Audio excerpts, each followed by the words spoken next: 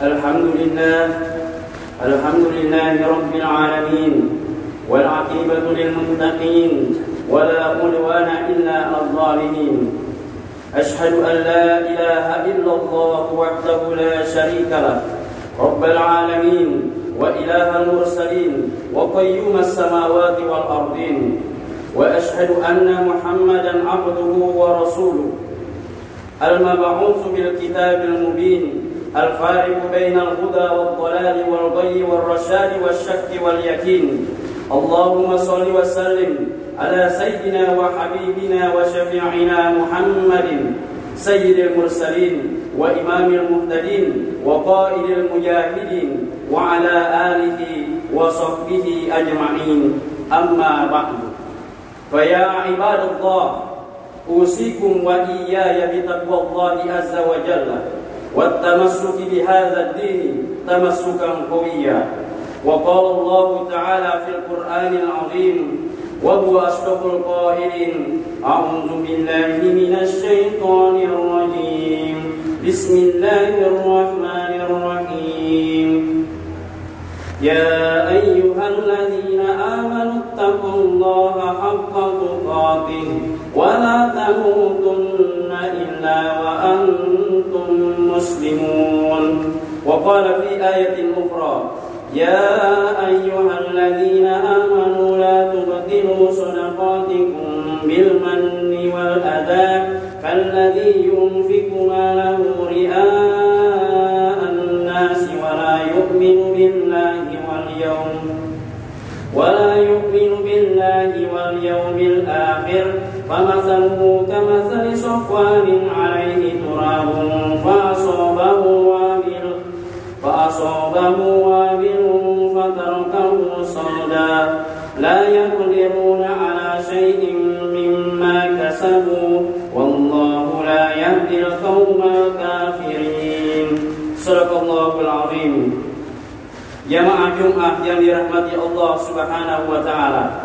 Allah menegaskan dalam Al-Qur'an bahwasanya kita diciptakan oleh Allah ke permukaan bumi ini tidak lain supaya kita beribadah kepada Allah, tidak lain agar kita melakukan ketaatan kepada Allah sebagaimana firman Allah dalam Quran surah Az-Zariyat ayat 56, وَمَا خَلَقْتُ الْجِنَّ وَالْإِنسَ إِلَّا لِيَعْبُدُونَ, yang artinya dan aku tidak ciptakan jin dan manusia melainkan supaya mereka mengabdi kepadaku.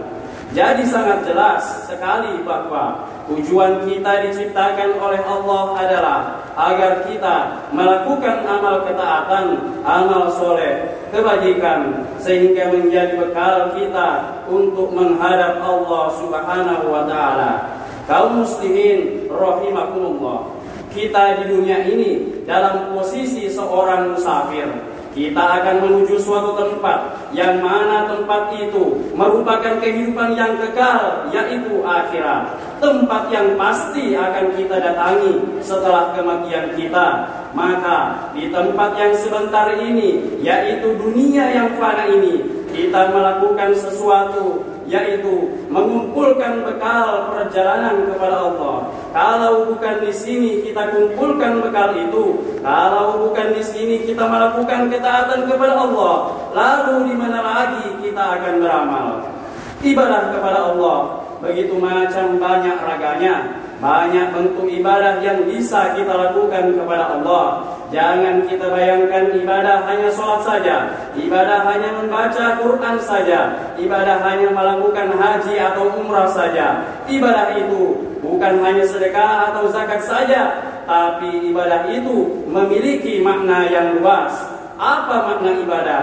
Kata Ibnu Taimiyah, ibadah adalah setiap amal perbuatan atau perkataan yang mencakup tindakan yang Allah ridhoi, Allah senangi, maka itu bernilai ibadah di sisi Allah Subhanahu wa taala.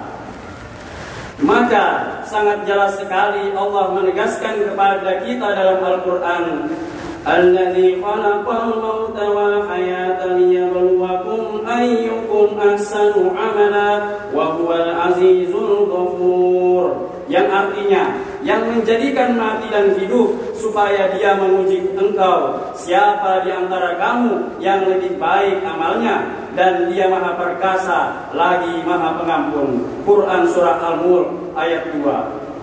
Ketika kita diberikan kesempatan dan kesehatan oleh Allah untuk melakukan ketaatan, melakukan berbagai macam ibadah sebagai bekal kita menuju Allah, lalu bekal apa yang paling baik di sisi Allah? Jawabannya adalah wa tazawwadu fa inna khairaz zadit taqwa wattaquni ya ulil albab. Berbekallah, dan sesungguhnya sebaik-baik bekal adalah takwa, dan bertakwalah kepadaku wahai orang-orang yang berakal. Quran Surah Al-Baqarah 197. Hadirin jemaah Jumat rahimakumullah, di antara hal yang penting dari amal ibadah yang kita lakukan adalah bagaimana ibadah amal ketaatan yang kita lakukan terjaga nilainya di sisi Allah. Betapa banyak amal ketaatan tetapi nilainya tidak ada di sisi Allah, menjadi sia-sia. Tidak ada gunanya ketaatan yang dilakukan seorang hamba ketika dia tidak bisa menjaga hatinya. Maka ulama kita mengatakan ada 3 hal yang menyebabkan amalan sia-sia di sisi Allah. Tidak ada gunanya, hanya letih dan capek yang kita rasakan. Maka ketika kita melakukan amalan ketaatan, pastikan kita melakukannya ikhlas karena Allah Subhanahu wa Ta'ala, bukan dikarenakan orang lain, bukan ingin dipuji, bukan untuk disanjung orang lain, bukan dikarenakan atasan kita, tetapi kita melakukan ketaatan, melakukan kebaikan dan kegiatan ibadah semata-mata kita lakukan murni karena Allah Subhanahu wa Ta'ala. Lalu apa hal-hal yang membuat ibadah kita sia-sia di sisi Allah? Tidak ada nilainya sedikit pun, hanya lelah yang kita rasakan. Bahkan bisa jadi karena perbuatan ini menjadikan neraka tempat bagi orang yang dibatalkan ibadahnya oleh Allah Subhanahu wa Ta'ala. Hal-hal yang membuat ibadah kita sia-sia di sisi Allah yang pertama adalah ujub atau sombong, yaitu merasa bangga dengan amal yang kita lakukan, merasa kita paling hebat. Kalau bukan karena saya, maka ini tidak akan terjadi. Kalau bukan karena saya, maka masjid atau pesantren ini tidak akan terbangun. Kalau bukan saya, maka jalan ini tidak akan diaspal atau dicor. Kalau bukan karena saya, maka jembatan ini tidak akan dibangun. Kebaikan-kebaikan yang dilakukan oleh seorang hamba, tetapi dia ujub atau bangga dengan ibadah itu, bangga dengan amal itu, merasa hanya dia yang bisa melakukannya, maka amal itu akan tertolak atau sia-sia di hadapan Allah. Inilah sebuah penyakit hati yang mesti kita hindari. Jadi mestilah kita tanamkan dalam pikiran kita bahwa ketika kita bisa melakukan ketaatan kepada Allah, itu berkat rahmat Allah, bukan karena kekuatan kita, bukan karena hanya kehebatan kita, tapi karena rahmat Allah. Maka jangan bangga atau ujub karena amal kita itu. Seperti halnya iblis yang melakukan ketaatan ribuan tahun lamanya, namun karena sifat ujub atau sombong inilah menjadikan amalannya sia-sia belaka. Kaum muslimin sidang Jumat rahimakumullah. Yang kedua yang dapat membuat ibadah kita sia-sia adalah menyebut-nyebut kebaikan yang dilakukan di masa lalu, termasuk jika bersedekah menyakiti hati orang yang menerimanya.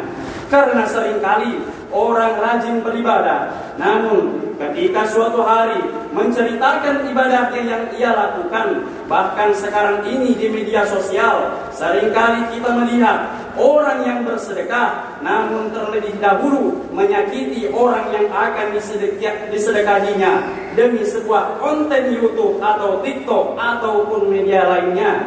Ada juga yang hanya akan berbagi jika dijadikan konten. Kenapa? Karena keuntungannya terkadang lebih banyak daripada uang yang disedekahkannya. Allah berfirman yang artinya, Wahai orang-orang yang beriman, janganlah kamu merusak sedekahmu dengan menyebut-nyebutnya dan menyakiti perasaan penerima, seperti orang yang menginfakkan hartanya karena pamer kepada manusia dan tidak beriman kepada Allah dan hari akhir. Perumpamaan orang itu seperti batu licin yang di atasnya ada debu, kemudian batu itu ditimpa hujan lebat, maka tinggallah batu itu licin lagi. Mereka tidak memperoleh sesuatu apapun dari apa yang mereka kerjakan, dan Allah tidak memberi petunjuk kepada orang-orang kafir. Quran Surah Al-Baqarah 264. Yang ketiga, yang dapat membuat amal kita sia-sia di hadapan Allah adalah riya. Beramal hanya karena kepentingan duniawi atau pribadi, ingin dipuji dan dihormati sebagai orang baik, bukan karena mengharap ridha Allah. Betapa banyak di antara manusia yang beramal hanya karena ingin dipuji, ingin dibilang jago, ingin dibilang hebat, ingin dilihat guru, ingin dilihat temannya bahwa dia orang yang hebat beramal. Mereka beramal bukan karena Allah.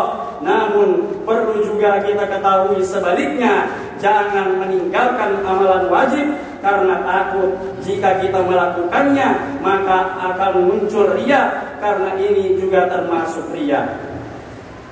Sebagai penutup, dikisahkan dalam kitab Irsyadul Ibad, suatu hari seorang laki-laki menjamu Sufyan Ats-Tsauri dan kawan-kawannya. Lantas ia berkata kepada istrinya, "Berikanlah hidangan padaku, hidangan yang kamu bawa dari haji yang kedua, bukan haji yang pertama." Saya ulangi. Lantas ia berkata kepada istrinya, "Berikanlah hidangan padaku, hidangan yang engkau bawa dari haji yang kedua, bukan haji yang pertama." Orang yang cermat akan segera tahu pesan apa di balik lelaki itu berkata demikian. Si lelaki di satu sisi sedang memerintahkan sang istri menyuguhkan hidangan, tapi di sisi lain sekaligus memamerkan ke orang-orang di sekitarnya, memamerkan kepada tamunya bahwa ia telah berhaji 2 kali. Secara tersurat memerintah, tapi secara tersirat memamerkan sebuah kebanggaan. Lalu apa respon Sufyan Ats-Tsauri terhadap lelaki yang pamer itu? Dia mengatakan, sungguh kasihan orang ini, dengan perkataannya itu dia telah menghapus pahala 2 hajinya. Semoga Allah menyelamatkan kita dari riya. Pernah suatu kali Rasulullah menerima pertanyaan dari seorang laki-laki yang datang kepada beliau, "Apa itu keselamatan pada hari kiamat? Apa itu keselamatan pada hari esok?" Rasulullah menjawab, "Ketika engkau tidak menipu Allah." Bagaimana kita menipu Allah? Yaitu ketika engkau menunaikan perintah Allah dan Rasulnya, namun engkau bertujuan untuk selain ridha Allah. Berhati-hatilah dari riya, karena sesungguhnya ia termasuk kategori syirik kepada Allah. Balas Nabi lagi. Demikian disampaikan dalam hadis riwayat Az-Zahabi. Hadis ini melanjutkan sabda Nabi bahwa kelak di hari kiamat orang-orang riya akan dipanggil di hadapan orang banyak dengan 4 nama. Wahai orang kafir, wahai orang durhaka, wahai orang cedera, dan wahai orang merugi. Perbuatan orang riya tersebut jelas Nabi sesat dan pahalanya pun musnah, sehingga ia tak memiliki bagian apa-apa di hari kiamat. Selanjutnya diseru kepadanya, "Ambillah pahala dari orang-orang yang menjadi tujuan amalmu, wahai penipu diri sendiri."